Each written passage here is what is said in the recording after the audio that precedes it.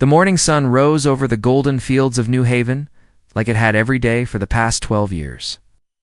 Jake Morrison stood on his porch, drinking coffee from his favorite mug and watching the wheat sway in the gentle breeze. The crops looked perfect this season. The genetic modifications were working better than anyone had hoped. Jake was the governor of New Haven, but he didn't feel like a politician most days.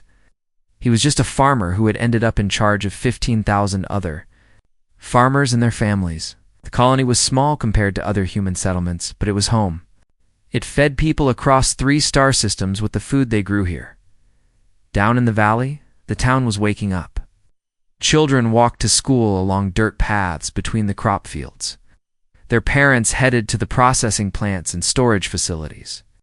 It was a quiet life. Far from the noise and politics of Earth, that's exactly how Jake liked it. His wife Mary came out onto the porch with her own cup of coffee.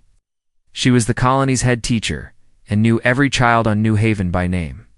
Beautiful. "Morning," she said, settling into the chair next to him. "Every morning is beautiful here," Jake replied. It wasn't just small talk. After 20 years of farming on Earth's overcrowded continents, New Haven felt like paradise. Clean air, fertile soil, and no corporations trying to tell him how to grow his crops. Across town, Dr. Lisa Carter was already at work in her laboratory. She was the colony's chief agricultural scientist, the person who figured out how to make Earth crops grow in alien soil. Her latest project involved developing corn that could survive New Haven's occasional acid rainstorms. Lisa's husband Ben commanded the colony's small defense force. 3 patrol ships and an orbital station wasn't much, but New Haven had never needed more protection than that. The colony was so far from any major space lanes that most alien species didn't even know it existed. Ben was reviewing the morning reports when his communication console beeped. The automated sensors at the edge of the system had detected something. He pulled up the data and frowned. 12 ships had just dropped out of hyperspace near the outer planets. Probably traders, he muttered to himself. But traders usually announced themselves and filed flight plans. These ships were maintaining communication silence. The ships were unlike anything in Ben's databases. They looked like giant metallic beetles with weapons bristling from their holes. As Ben watched, they began moving toward New Haven at high speed. Ben activated the colony's emergency communication system. His voice echoed from speakers throughout the settlement. "This is Captain Carter. We have unidentified ships approaching the planet. All citizens should remain calm and stay near their homes until further notice." Jake Morrison was finishing his coffee when he heard the announcement. He had never heard Ben sound worried before. Defense captain was usually as calm as the morning breeze. Jake grabbed his communication device and called Ben directly. "What's the situation, Ben?" 12 unknown warships just entered our system. They're not responding to communications and they're heading straight for us." Jake felt his stomach drop. New Haven had no enemies. They traded peacefully with every species they had encountered. Who would want to attack a farming colony? Within minutes, the alien ships were in orbit around New Haven. They were massive. Each one larger than the colony's entire defense force combined. Ben's 3 patrol ships looked like toys next to the alien vessels. The lead alien ship finally opened to communications. The face that appeared on Jake's screen was terrifying. It looked like a cross between a lizard and an insect, with multiple eyes and teeth that seemed designed for tearing flesh. When it spoke, its voice was like grinding metal. "I am Commander Vexstar of the Zephrian Empire. This world is now property of the Empire. All humans will evacuate immediately or be destroyed." Jake tried to keep his voice steady. "Commander, I'm Governor Morrison. New Haven is a peaceful agricultural colony. We have no quarrel with your empire. Surely we can reach some agreement." Alien's multiple eyes focused on Jake with obvious contempt. "Humans are weak creatures who have spread too far from their home nest. You will leave this world within 1 solar hour, or we will remove you by force." 1 hour isn't enough time to evacuate 15,000 people, Jake protested. "We need more time to organize transport ships and gather our belongings. You misunderstand, human. You leave with whatever you can carry. Everything else belongs to the Empire now." The communication ended. Jake immediately called an emergency meeting with the colony's leaders. Lisa Carter arrived at the government building, looking pale but determined. Ben was already there, studying tactical displays that showed just how hopeless their situation was. "Can we fight them?" Jake asked, though he already knew the answer. Ben shook his head. "My 3 ships against 12 of theirs? We'd be destroyed. In minutes. Each of their vessels has more firepower than our entire defense grid." "Then we evacuate," Lisa said. "We can't fight, but we can survive. We send out distress signals to Earth and the other colonies while we buy time." Jake nodded. It was the only reasonable choice. "Ben, can your ships delay them at all?" "Can. Try, but it won't be long. It's maybe enough time for people to reach the transport ships or the mountain caves." The next hour was chaos. Families grabbed whatever they could carry and ran for the transport vehicles. Some headed for the 3 civilian ships at the spaceport. Others, following emergency plans they had practiced but never expected to use, drove toward the mountain caves where they could hide. Jake stayed at the communication center, sending desperate messages to every human colony within range. "This is New Haven Colony, under attack by the Zephrian Empire. 15,000 civilians. In immediate danger, request immediate assistance." The messages would take days to reach Earth through the communication relays. Help, if it came at all, would arrive too late. Ben Carter took his 3 patrol ships up to face the alien fleet. He knew it was hopeless, but every minute he could buy would save more lives on the surface. His ships were fast and agile, but they were built for patrol duty, not war. "This is Captain Carter to all Zephrian vessels. You are in violation of interstellar law by attacking a civilian colony. Withdraw immediately." Commander Vexter's response was to open fire. The alien weapons were devastating. Ben's lead ship exploded in seconds. The second ship managed to fire a few shots before it too was destroyed. Ben's own ship lasted barely a minute longer. From the surface, the colonists could see the bright flashes in the sky as their defenders died. Jake felt tears running down his face as he watched. Ben Carter had been a good friend and a brave man. Lisa Carter saw her husband's ship explode from the window of a transport vehicle heading for the mountains. She didn't cry. There would be time for tears later. Right now, she had to help keep people alive. The Zephrian ships landed at the spaceport and in the fields around the main settlement. Alien soldiers poured out, securing the buildings and facilities. They moved with military precision, clearly experienced at this kind of conquest. Jake Morrison was among the last to leave the government building, grabbed the colony's data, cores, and communication equipment before heading for his vehicle. As he drove toward the mountains, he could see alien ships patrolling overhead. Most of the colonists made it to the mountain caves. The emergency supplies they had stored there would keep them alive for weeks, maybe months. But winter was coming, and the caves would be cold and dangerous. Lisa Carter gathered the survivors in the largest cave.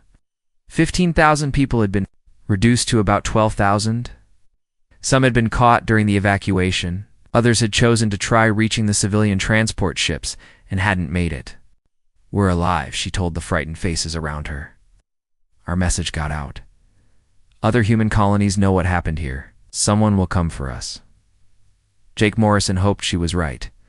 But New Haven was far from Earth, far from the major colonies. Would anyone risk war with the Zephrian Empire to save one small farming world? Outside the caves, alien patrols searched the valleys. But the Zephrians seemed more interested in securing the colony's facilities than hunting down the survivors. Commander Vextar had what he wanted. The world was his, and the weak humans were no longer his concern. He had no way of knowing that his easy victory had just triggered something much larger than a simple conquest. The message from New Haven was already traveling through space, reaching colonies and outposts throughout human space. Some of those colonies were very different from peaceful New Haven. Admiral Kate Sullivan was drinking her morning coffee when the priority message arrived at Earth Defense Command. The quantum communication network had carried Jake Morrison's desperate plea across. 27 light years in just 3 days. Kate read the message twice, her jaw tightening with each word. Zephrian Empire, she muttered, checking her databases. The files were thin. Militaristic species from the Outer Rim, known for aggressive expansion and little else. Intelligence had marked them as a possible future threat, but they had never directly confronted human forces before. Kate immediately called a meeting with her senior staff. The conference room filled quickly with the best military minds on Earth. General Robert Hayes from the Marine Corps, Admiral Patricia Wood from the Fleet Command, and Director Carl Johnson from Colonial Intelligence. New Haven is gone, Kate announced without preamble. 15,000 civilians under alien occupation. The attacking force appears to be a probe from something called the Zephrian Empire. Director Johnson pulled up star charts on the main. Display New Haven is in a strategically important location. If the aliens hold it, they can control shipping lanes to 3 other systems. This might not be an isolated attack. What do we know about their military capabilities? Admiral Wood asked. Very little, Johnson admitted. Our intelligence on the Zephrians is mostly second-hand reports from trader species. They're described as technologically advanced and extremely aggressive. Kate studied the star charts. The closest military installation to New Haven, Johnson highlighted a system 8 light-years away, New Sparta.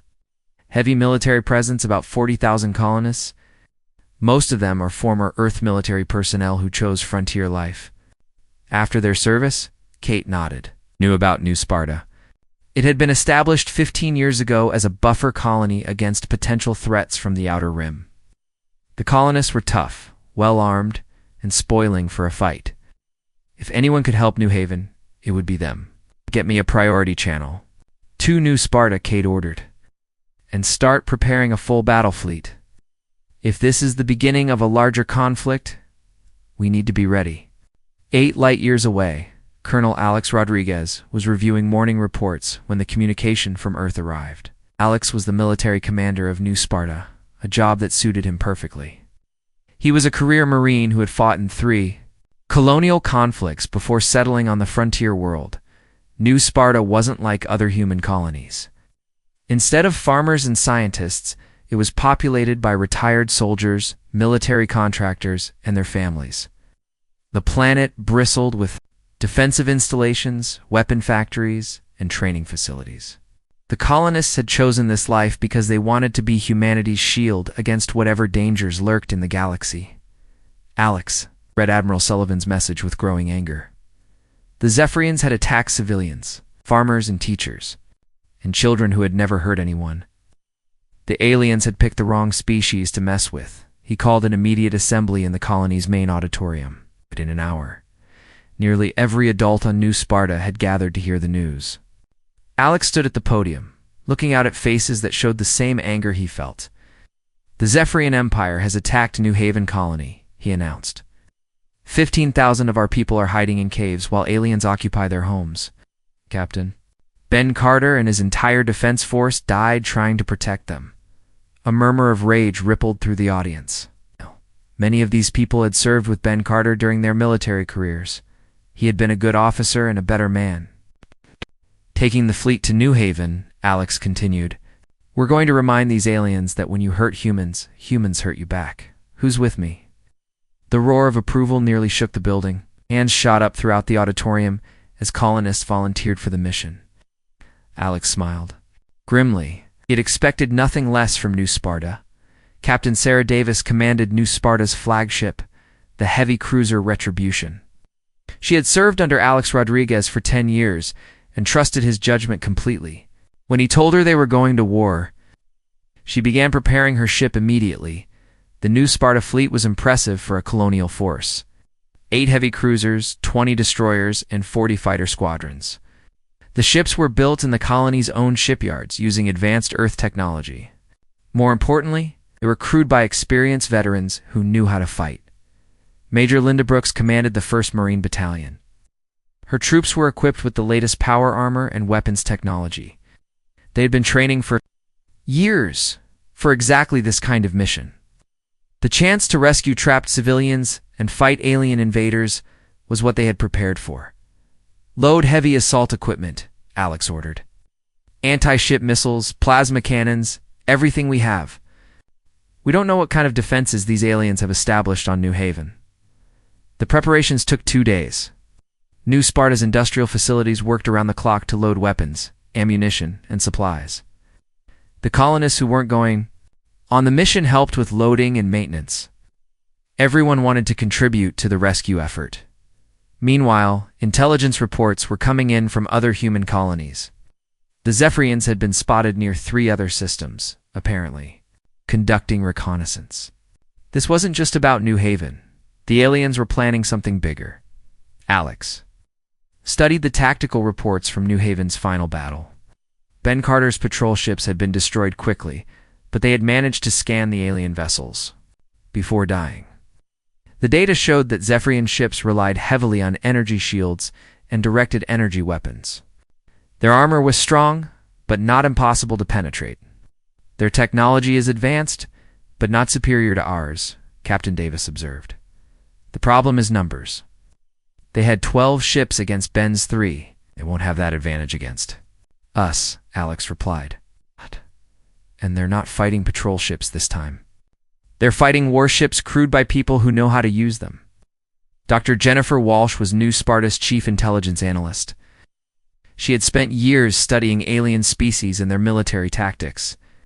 Her report on the Zephrians made sobering reading. They're a conquest-oriented species, she explained to Alex and his senior officers. They expand by overwhelming less advanced civilizations. Their standard tactic is to identify weak targets and crush them quickly to avoid prolonged conflicts. What happens when they encounter strong resistance? Alex asked. Unknown. Most species they've conquered were significantly less advanced. We might be the first civilization capable of fighting back effectively. Alex smiled coldly. Then they're about to learn something new about humans. On New Haven, the surviving colonists were adapting to life in the mountain caves. Dr. Lisa Gita Carter had become their unofficial leader, using her scientific knowledge to organize food distribution and water purification. The caves were cold and uncomfortable, but they were alive. Governor Jake Morrison monitored alien communications using equipment they had salvaged during the evacuation. The Zephrians were fortifying New Haven settlements and establishing supply bases. They seemed confident that no human response would threaten their position. They're not even bothering to hunt for us, Jake reported to the other survivors. They think we're too weak to be a threat, Lisa Carter looked up from the improvised laboratory where she was testing cave water for contamination. Let them think that. It might keep us alive until help arrives. If help arrives, muttered Pete Williams, one of the colony's engineers. New Haven isn't exactly a priority for Earth Defense Command. Someone will come, Lisa said firmly. Where? Human citizens? That means something. She hoped she was right.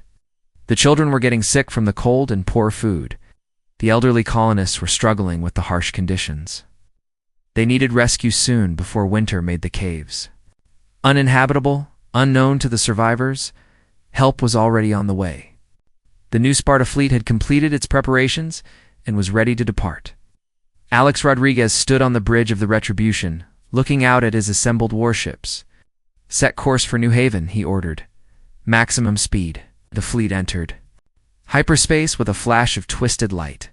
The journey would take 6 days at maximum speed.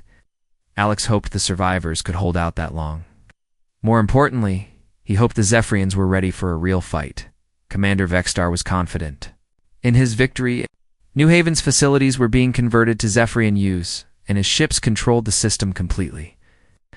The human survivors in the mountains were irrelevant. They would die from exposure long before they could cause any problems.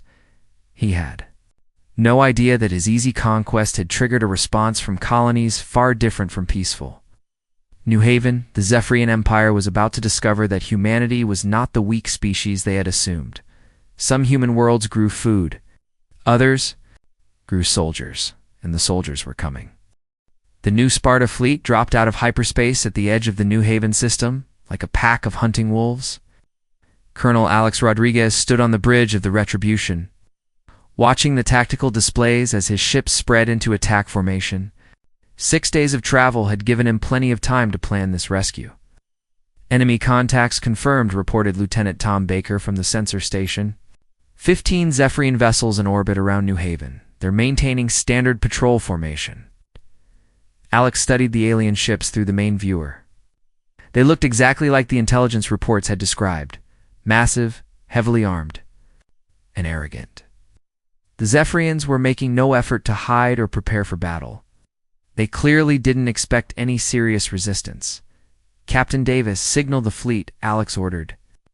Battle stations, weapons hot, throughout the new Sparta fleet. Alarm klaxons sounded as veteran crews prepared for combat. These weren't frightened colonists or patrol ship crews. These were professional soldiers who had been waiting years for a real fight. On New Haven's surface, Commander Vexstar received reports of the human fleet's arrival with mild curiosity rather than concern. His intelligence had told him that humans were a weak species with limited military capability. 15 ships against his 15 should be an easy victory. "Send a communication to the human commander," Vexstar ordered his communications officer. "Perhaps we can avoid unnecessary destruction." The message reached the Retribution moments later. Vexstar's reptilian face appeared on Alex's main screen, showing the same contempt he had displayed toward Governor Morrison. "Human commander, I am Vexstar of the Zephrian Empire. This system is now Imperial territory. Withdraw your ships immediately, and we will allow you to retrieve the surviving humans from the planet's surface." Alex looked at the alien with cold eyes. He had seen too many battlefields, lost too many friends, to be intimidated by threats. "Commander Vexstar, I'm Colonel Rodriguez of the new Sparta Colonial Defense Force. You attacked our people. You killed our friends. Now you face the consequences." Vexstar's multiple eyes focused on Alex with growing irritation. "You cannot seriously intend to fight the Imperial fleet with those primitive vessels. Your people fled from this world like frightened animals." "Those weren't soldiers," Alex replied quietly. "We are. You wanted to see what humans are capable of in a real fight. Congratulations, you're about to find out." Alex cut the communication and turned to his tactical officer. "All ships, begin attack run. Target their flagship first." The space battle that followed was unlike anything the Zephrians had ever experienced. They were used to fighting primitive species with basic weapons and no real military training. The new Sparta fleet brought decades of professional military experience and advanced human technology to the fight. Captain Sarah Davis commanded the first attack wave. Her heavy cruisers opened fire with plasma cannons that cut through Zephrian shields like they were made of paper. The aliens had never faced weapons that could adapt their frequency to match enemy shield harmonics. "Direct hit on the enemy flagship," reported Weapons Officer Mike Turner. "Their shields are down to 60%. The Zephrian ships tried to respond with their own directed energy weapons, but the human ships were too fast and maneuverable. New Sparta's vessels had been designed for combat, not conquest. They could outrun, outmaneuver, and outfight anything the aliens had. Commander Vexstar watched in growing horror as his supposedly superior fleet was systematically destroyed. 3 of his ships were already burning hulks, drifting through space. The human weapons were far more advanced than his intelligence reports had indicated. "How is this possible?" he demanded of his tactical officer. "These are supposed to be a primitive species. Your technology appears to be significantly more advanced than our projections, Commander. Your ships are using weapons and defensive systems we have never encountered." Major Linda Brooks led the fighter squadrons in the second wave of attacks. Her pilots were all veterans of colonial conflicts, experienced in space combat against both pirates and hostile aliens. They swarmed over the Zephrian ships like angry hornets. "Gold Squadron, target their weapons arrays," Linda ordered over the communication channel. "Silver Squadron, take out their engines. Let's disable these ships before we destroy them." The human fighters were equipped with quantum torpedoes, weapons that could phase through enemy armor and explode inside ship hulls. The Zephrians had no defense against such technology. Their ships began exploding from within as the torpedoes found their targets. Down on New Haven's surface, the surviving colonists heard the sounds of battle echoing through the atmosphere. Dr. Lisa Carter led a group of volunteers to the cave entrance, where they could see the flashes of weapons fire in the sky above. "Those are human ships," she said with growing excitement. "Someone came for us. Governor Jake Morrison joined her at the cave mouth, using a pair of binoculars to watch the space battle. "Look at them fight," he whispered. "Those aren't patrol ships. Those are warships." The colonists who had escaped into the mountains began to hope for the first time since the attack. Their distress message had reached someone who could actually help them. They weren't going to die in these cold caves after all. The space battle lasted less than 2 hours. When it was over, 11 Zephrian ships had been destroyed or disabled. Only Vexstar's flagship and 3 escort vessels managed to escape into hyperspace, badly damaged and fleeing for their lives. Alex Rodriguez surveyed the battlefield with grim satisfaction. The new Sparta fleet had taken minimal damage while destroying most of the alien force. It was exactly the kind of decisive victory they had trained for. "Casualties?" he asked Captain Davis. "2 ships with minor damage, 17 wounded, no. Deaths," she reported. "The aliens never had a chance, sir?" Alex nodded. The Zephrians had expected to fight frightened farmers, not professional soldiers. Their tactics and weapons were designed for conquering primitive civilizations, not fighting peer adversaries. "Begin landing operations," Alex ordered. "What? Those ground forces eliminated before they have time to dig in or harm the civilian survivors." The assault on New Haven's surface was even more one-sided than the space battle. Major Brooks led 3 Marine battalions in a coordinated planetary assault. Her troops dropped from orbit in assault pods while fighter squadrons provided close air support. The Zephrian ground forces numbered nearly 5,000 troops, well-equipped and experienced in planetary conquest. But they had never faced human Marines in powered armor, using advanced weapons and tactics. "Enemy positions identified," reported Sergeant Dan Foster from his reconnaissance position. "They're dug in around the main settlement and spaceport. Standard defensive formation. Not a standard for long," Major Brooks replied. "Alpha Company, flanking maneuver from the north. Bravo Company, direct assault on their main position. Charlie Company, secure the civilian areas." The human assault was swift and precise. The Marines used plasma rifles, quantum grenades, and guided missiles to systematically destroy Zephrian positions. The aliens found themselves fighting an enemy that could coordinate attacks across multiple battlefields simultaneously.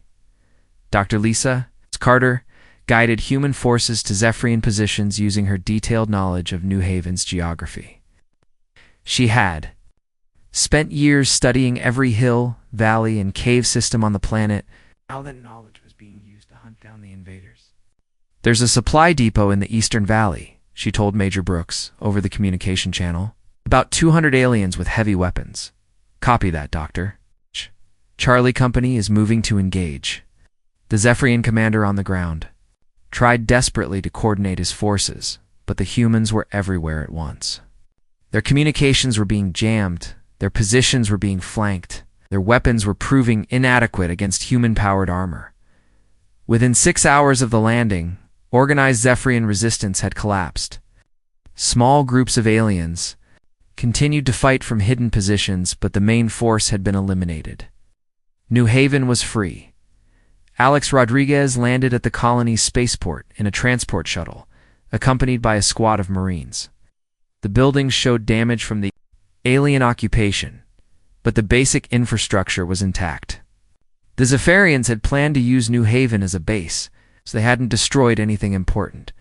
Governor Jake Morrison emerged from the mountain caves with the other survivors, blinking in the afternoon sunlight. He had never seen anything more beautiful than the human soldiers standing guard around their former homes.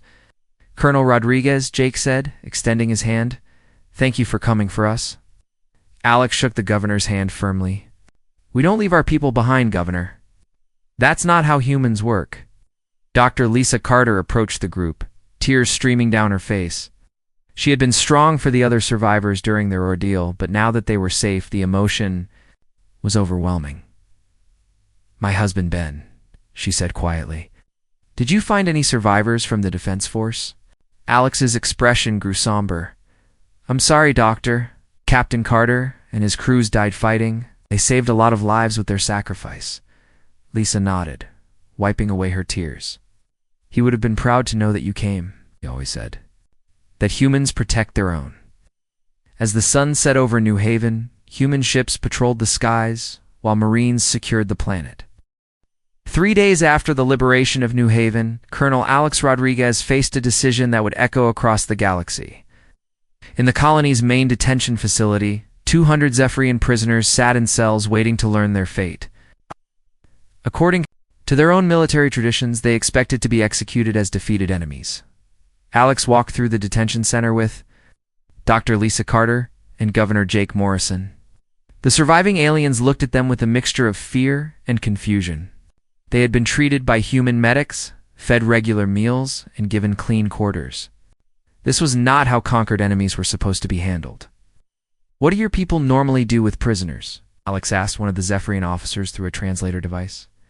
The alien, captain named Crixvolume, stared at Alex with his multiple eyes. "The weak serve the strong until death.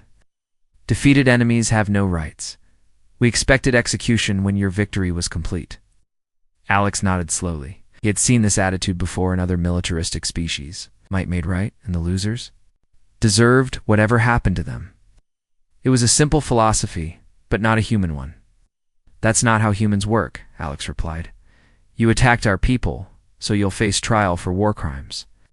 But we don't execute prisoners just because we can." Crixvolume seemed genuinely puzzled by this response. "You show weakness to defeated enemies? This will encourage others to attack you." "Maybe," Alex said. "Or maybe it will show them that we're not the monsters they think we are." Dr. Carter had been studying the aliens since their capture.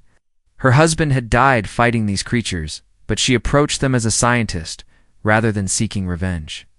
"Their culture is based entirely on military strength," she explained to Alex. "They literally cannot understand mercy as anything other than weakness." This cultural clash was causing problems throughout the galaxy. News of the Battle of New Haven was spreading through both human and alien communication networks. Story changed with each telling, but the basic facts remained the same. A minor human farming colony had been attacked. The response had been swift and devastating. On Earth, Admiral Kate Sullivan was dealing with the diplomatic aftermath. 3 alien ambassadors had already demanded explanations for what they called human aggression against the Zephrian Empire. The galactic community seemed more concerned about human military capability than Zephrian conquest. Afraid, explained Ambassador Helen Price, Earth's senior diplomatic representative. For decades, humans have been seen as a minor species. Peaceful, technological, but not militarily significant. New Haven changed that perception overnight. Kate studied intelligence reports from across human space. The Zephrians hadn't just attacked New Haven. They had been conducting reconnaissance on 6 other human colonies, apparently preparing for a larger invasion. The attack on New Haven had been a probe to test human response capabilities.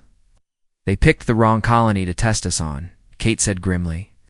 "If they had attacked New Sparta directly, they would have known what they were facing. Instead, they thought one farming world represented all of humanity." Meanwhile, Commander Vexstar was facing his own crisis on the Zephrian homeworld. His flagship limped into port with 2 destroyed escort vessels and a crew that had seen their supposedly invincible fleet crushed by human forces. The Imperial Council demanded explanations. "The humans possess military technology far beyond our intelligence estimates," Vexstar reported to the assembled leaders. "Their weapons can penetrate our shields. Their ships are faster and more maneuverable than ours, and their tactics are completely different from anything we have encountered." Fleet Admiral Zektar, the supreme commander of Zephrian forces, studied the battle reports with growing concern. "Is this possible? Our intelligence indicated that humans were a weak species focused on trade and agriculture." "It may be true for some of their colonies," Vexstar admitted, "but the force that attacked us was clearly military. Professional soldiers with advanced weapons and extensive combat experience. The intelligence failure was catastrophic for Zephrian expansion plans. They had identified 12 human colonies as potential targets, believing that the species lacked the military strength to defend multiple worlds simultaneously. The New Haven rescue proved that assumption wrong.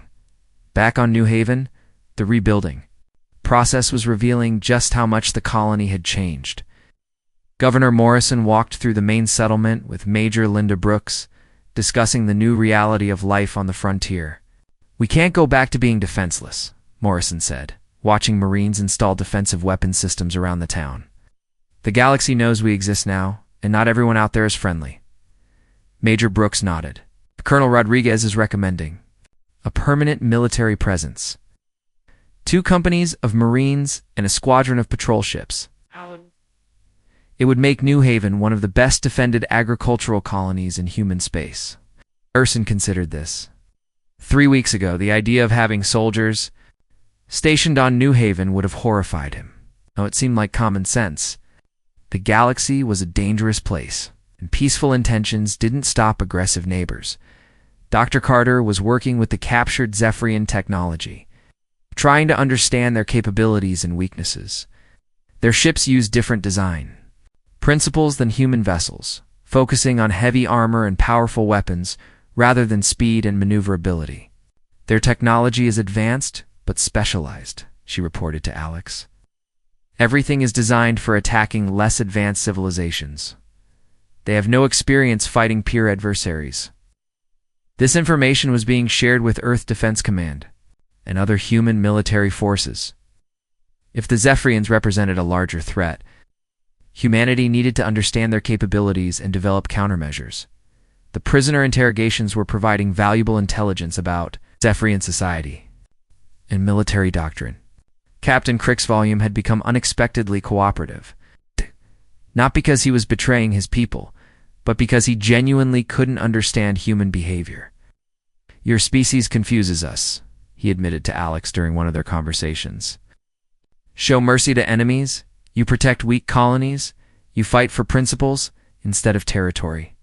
This is not logical behavior for a successful species." "Maybe that's why we're successful," Alex replied.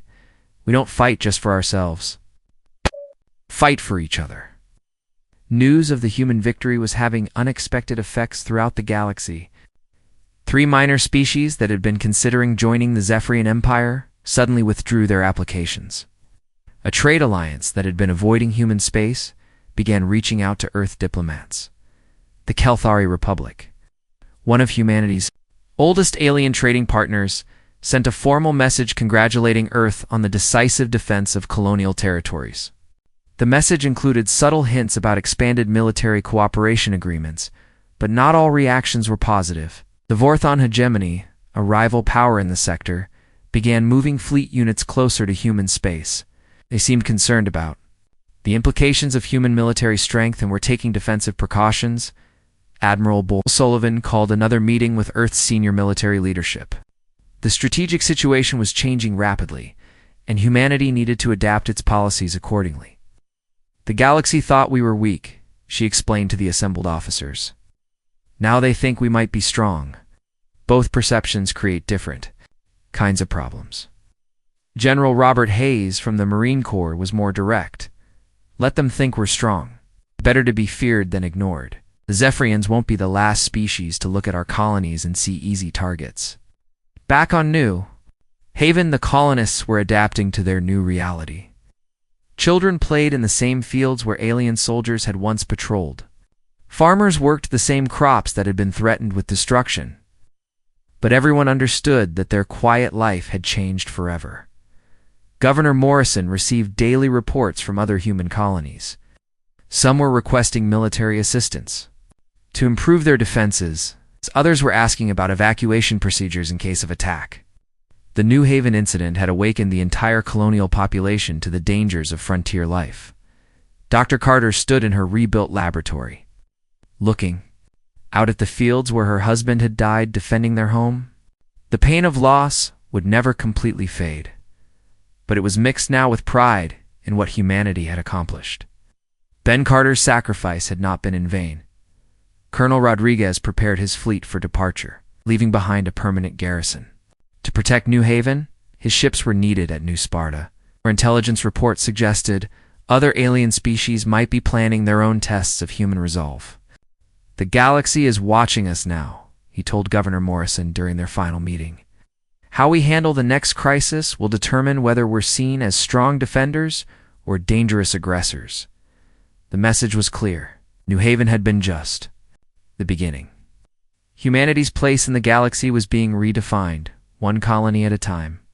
The species that had been dismissed as peaceful farmers and traders was revealing its true nature as protectors and warriors, and across the stars. Civilizations were beginning to understand that attacking humanity's weakest colonies meant facing their strongest defenders. 6 months after the liberation of New Haven, the galaxy was a very different place. The news of humanity's decisive victory had spread through every star system, carried by traders, diplomats, and refugees. What had started as a simple conquest attempt had become a turning point in galactic politics. On the Zephrian homeworld, Commander Vexstar stood before a military tribunal that would decide his fate. The massive chamber was filled with the Empire's highest-ranking officers, wearing the ceremonial armor that marked their status. Vexstar faced them without his own rank insignia, stripped of honor after his defeat. "You have brought shame upon the Empire," declared Supreme Admiral Zektar from the judgment seat. "A simple farming world has made us look weak before our enemies and subjects. How do you answer these charges?" Vexstar lifted his head, meeting the Admiral's gaze with what remained of his pride. "I failed because our intelligence was wrong. The humans are not the weak species we believed them to be. They have military capabilities that match or exceed our own." "Excuses," spat General Vorex from the panel. "You had 15 ships against a farming colony. Victory should have been certain." "The colony was defended by 8 heavy cruisers and 20 destroyers," Vexstar replied. "Professional warships crewed by experienced soldiers. Their weapons technology is more advanced than anything in our databases." The tribunal exchanged uncomfortable glances. If Vexstar was telling the truth, then the Empire faced a problem much larger than one failed conquest. Other species would hear about the defeat and begin to question Zephrian's strength. "What is your recommendation for dealing with this human threat?" Admiral Zektar asked. "Avoid them," Vexstar said simply. "Find other targets for expansion. The humans have proven they will fight to protect their colonies, and they have the technology to win those fights." It was not the answer the tribunal wanted to hear, but it was the honest assessment of a defeated commander. The Zephrian Empire, built on the conquest of weaker species, had finally encountered a civilization that could fight back effectively. Meanwhile, on Earth, Admiral Kate Sullivan was dealing with the diplomatic consequences of humanity's new reputation. The conference room at Defense Command was filled with reports from colonial governors, alien ambassadors, and intelligence analysts. 3 more species have requested formal defense agreements, reported Ambassador Helen Price. The Altarian Federation, the Centauri Trade Union, and the Free Worlds Alliance. They all want protection from potential Zephrian expansion. Kate studied the star charts showing human space and its neighbors. What are they offering in return? Trade concessions, basing rights, and technology sharing? The Altarians have particularly advanced medical technology that could benefit our colonies. Director Carl Johnson from Colonial Intelligence added his own report. "The Zephrians have pulled back from our borders entirely. No more reconnaissance flights, no more probe missions. They're looking for easier targets in other sectors." And the other major powers? Mixed reactions. The Kelthari Republic is strengthening their alliance with us. Vorthon hegemony is building up their border defenses, but not making any aggressive moves. Everyone is essentially waiting to see what we do next. Kate nodded. Humanity found itself in an unusual position for a relatively young spacefaring species. They were being treated as a major power, but they didn't have the infrastructure or experience to handle that responsibility easily. On New Haven, life had settled into a new routine. The colony still grew crops and fed other star systems, but now it did so under the protection of a permanent military garrison. Major Linda Brooks commanded the New Haven Defense Force, a unit that had become a model for protecting other agricultural colonies. Dr. Lisa Carter had been appointed as the colony's new security advisor, using her scientific knowledge to develop early warning systems for detecting hostile aliens. Her husband's death had transformed her from a peaceful researcher into someone determined to prevent future attacks. "The sensor network is complete," she reported to Governor Jake Morrison. During their weekly security meeting, any ship entering the system will be detected within minutes and will have automatic distress signals sent to New Sparta and Earth. Morrison looked older than his years, worn down by the responsibility of governing a colony that had become strategically important. How are the new settlers adapting? It's better than expected. Most of them are military families who understand the risks. They're not afraid of frontier life. The population of New Haven had grown to nearly 20,000 people. Word of the colony's heroic defense had attracted volunteers from across human space, including many veterans who wanted to be part of humanity's frontier defense network. Captain Sarah Davis, now promoted to admiral and commanding the New Sparta fleet, was conducting training exercises with colonial defense forces throughout the sector. The lessons learned at New Haven were being applied to dozens of other worlds. The key is coordination. She explained to a gathering of colonial governors, when one colony is attacked, the entire region responds. No human world stands alone. This doctrine had been tested twice since New Haven. Zephrian forces had probed to other human colonies, only to find them defended by multiple fleets working together. Both times, the aliens had withdrawn without attacking when they realized the odds were against them. But humanity's new military reputation was creating unexpected challenges. Colonel Alex Rodriguez, now a general and Earth's senior colonial defense commander, found himself dealing with problems he had never anticipated. Pirates are avoiding human space entirely, reported Captain Mike Turner during a strategic briefing. That's good for our colonies, but it's pushing criminal activity into our allies' territory. The Kelthari are asking for help with increased raider attacks. What about the prisoner situation? Still complicated. We have over 300 Zephrian prisoners from various incidents. Their own government won't take them back, and we can't just release them into space. The Zephrian prisoners had become an ongoing diplomatic issue.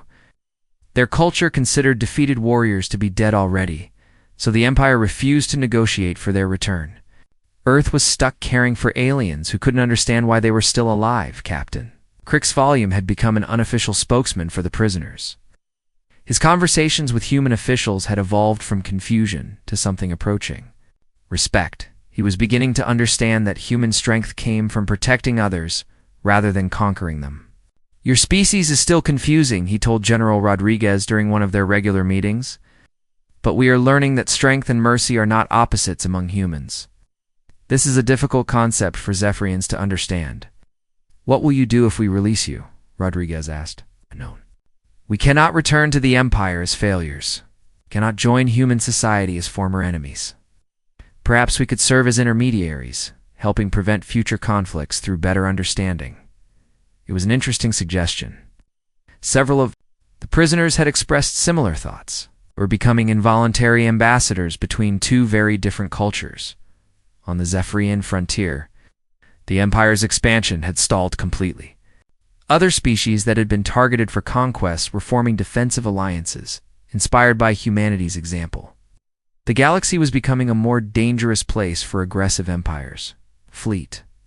Admiral Zekdar received daily reports of worlds joining, mutual defense pacts, species sharing military technology, and trade routes being protected by multi-species patrols. The easy conquests that had built the Zephrian Empire were becoming impossible to achieve.